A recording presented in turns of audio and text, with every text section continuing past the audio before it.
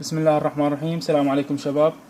طبعا معلومة أخيرة، إذا تروح يم أي شخص يشتغل تبريد سيارات، أي واحد، وشفته جاي يدير له غاز وقلب القنينة على راسه هيك بالمقلوب، هاي شوي الزنجرة، هذا قنينة صغيرة أو لا، قلب لكم هذه الدبة هذه وشفتوه قلبها.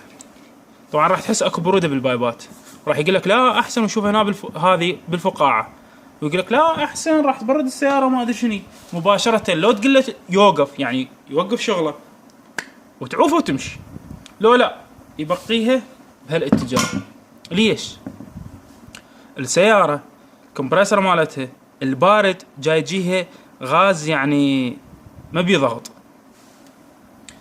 الحار الغاز مضغوط، فجيتش الضغط هنا راح يأشر 200 إلى 250، يعني غاز يغلي بالذات بالبستم. هسه الروتري حالته خاصة، يعني الروتري مثل ما تقولون، يعني شقلكم عليه الروتري، يعني فد واحد نازك إلى أبعد الحدود.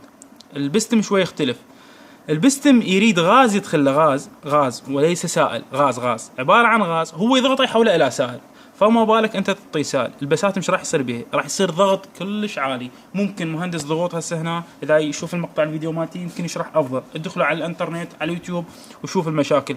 انا صراحة واحد من الناس كنت بداياتي كنت ما اعرف، فاشوف من اخلي القطيب هذا الشيء السحب بطيء جدا، بس من اقلبها السحب راح يصير قوي والتبريد يقوى.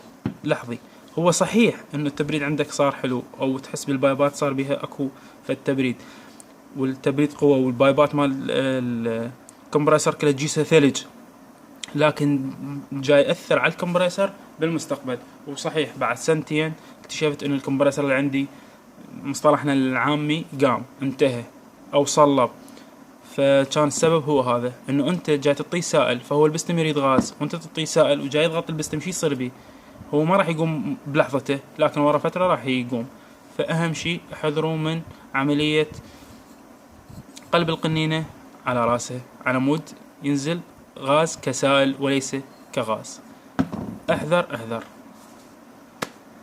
شاكر لكم ومع السلامة، ولا تنسونا بالاشتراكات.